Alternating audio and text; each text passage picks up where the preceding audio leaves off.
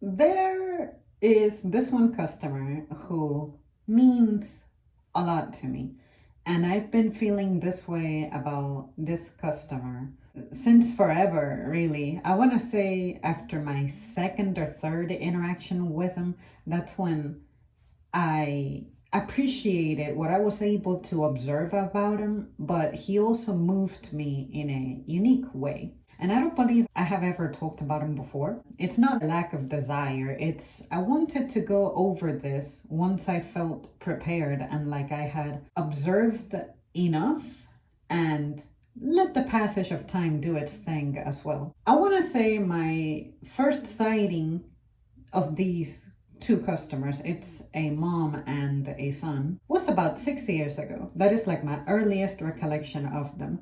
I'm not sure if that's officially when I started seeing them, if that's officially when they began shopping with us, or if they have been there the entire time, but I just never caught them or they never stood out in any way. I feel like I have seen who I presume is the dad, but at least in the past few years, I haven't seen him at all, but I could be mistaking him for someone else anyway. This customer, if I remember right, 6 years ago, I want to say he said he was 8 years old, something like that. And when I think about seeing him recently, which for me was yesterday, he does look like he is between 14, 15 years old, 16 tops. And based on how he looks and how his voice has matured, it sounds about right. Now, this customer evidently has a disability.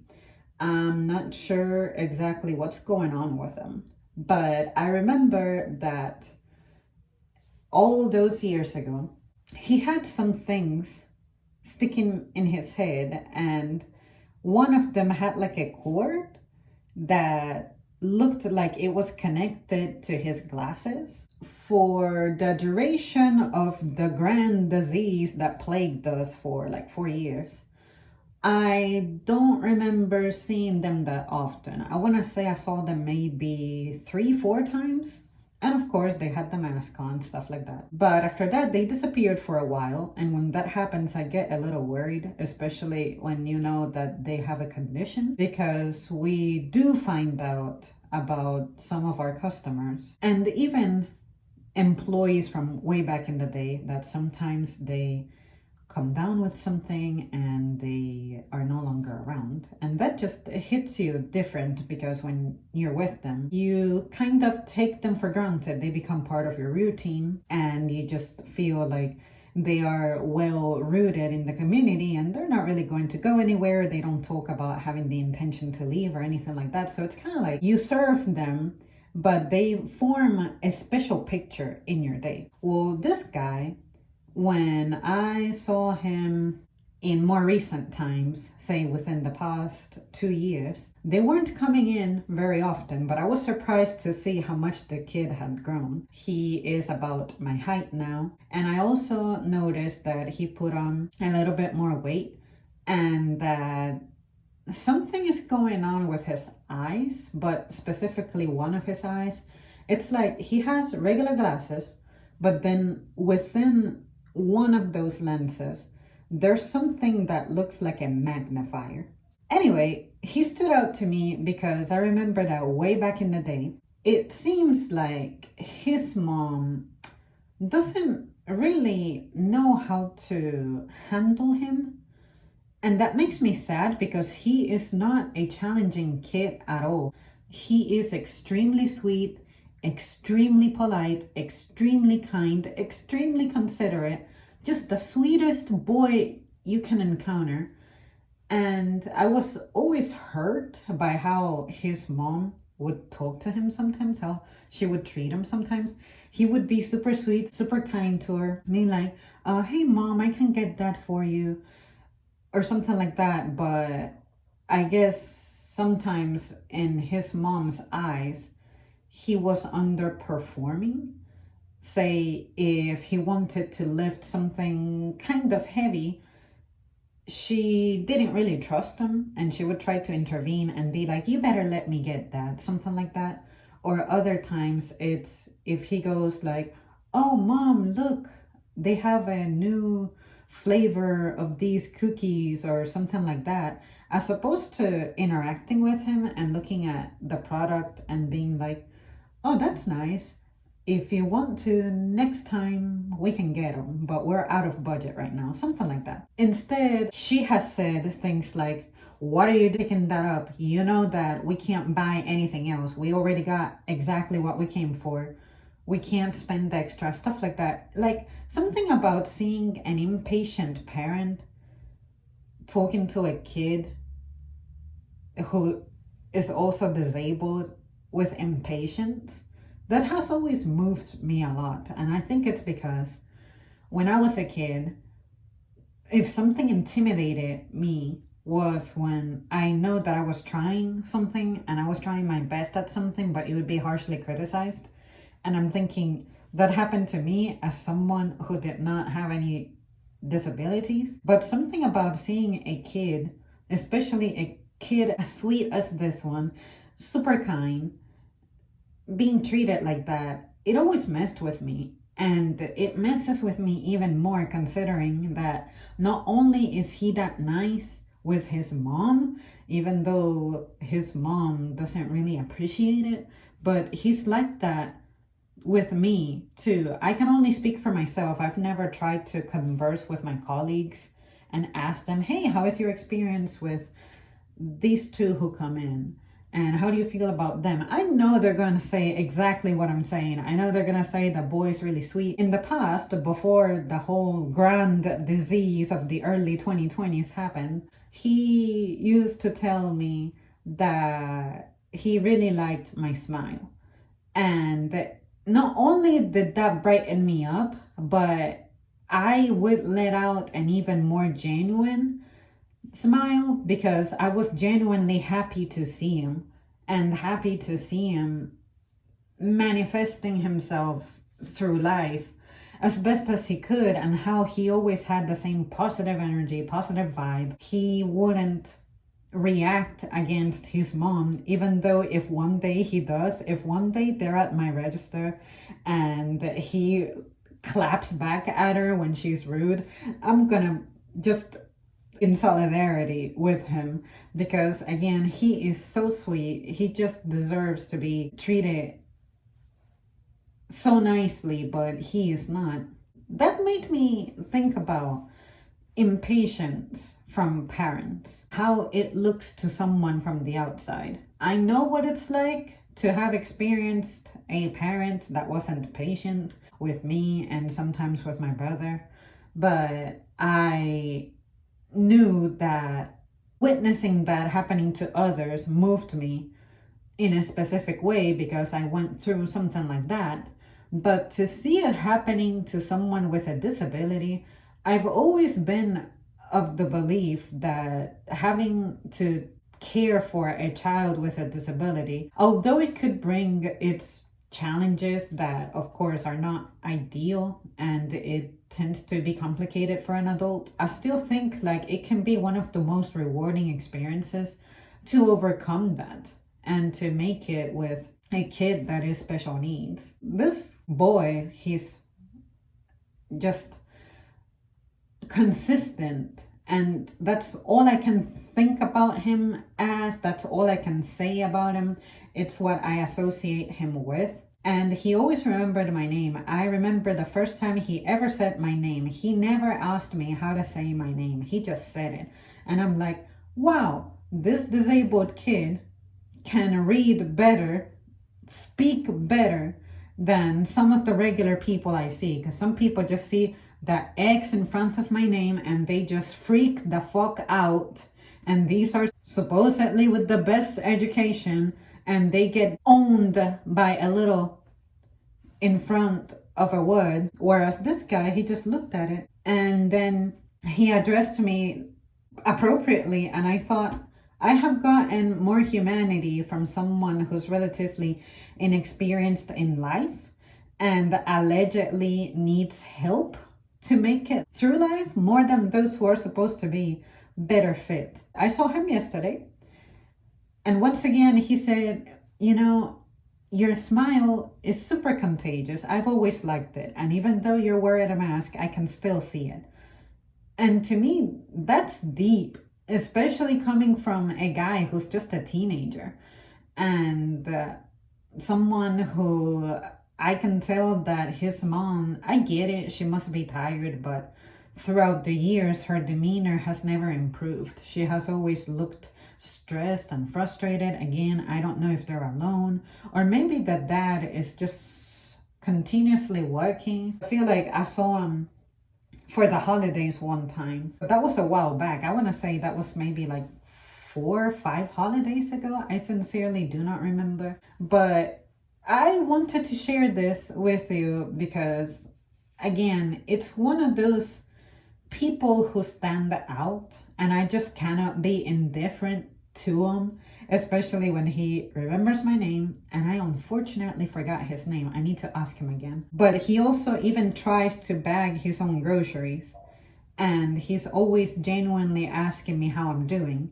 And sometimes he'll be drinking something, having a juice or something, and he'll be like, I'm trying this today for the first time. It's really good. Have you ever had it before? And I'm like, nope, but now that you said something, I want to try it. Or, yes, I remember trying it. It was very like aromatic. It was very herby. Whatever it is that he's having, I just love it when I'm able to bond with him with little conversations like that. And sometimes I wonder if, in a sense, he does that because that's just his default, or if it's because maybe that's his way of escaping from his mom, and how he tries to have the same kind of innocent conversations with his mom, but his mom just doesn't have any of it.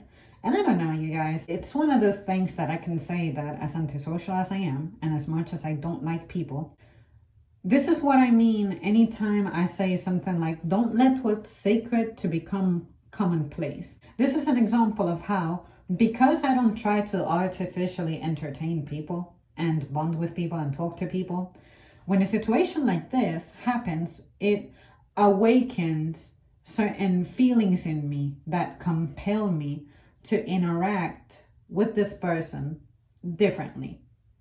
As a grown person, I look at this younger person as this kid, and I'm like, all I want to do is protect you because I know exactly what you're going through.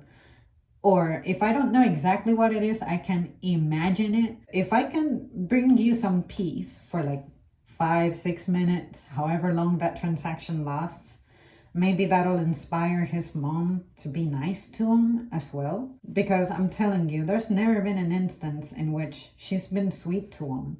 Honestly, I'm just gonna say it the way I feel it. He deserves it. Like, he's not problematic at all. He's not rude at all. He's not challenging at all. And I can tell that he's looking maybe not very overtly, very outwardly expressed, but all he needs is a little bit of extra affection, and who knows what that's gonna bring out of him. But in a sense, I feel like he's pushed away so much. Maybe his mom may be frustrated with him. It could be out of stress. I'm not saying that the mom is a bad person. It's just, I guess that after years of going through whatever she has gone through, I had a disabled brother, so the hospital bills, hospital visits, the scheduling, the news that you get, how this is going to affect your life, how you have to adapt. Now that I'm an adult, I can attempt to imagine how that's gonna mess with you, because the slightest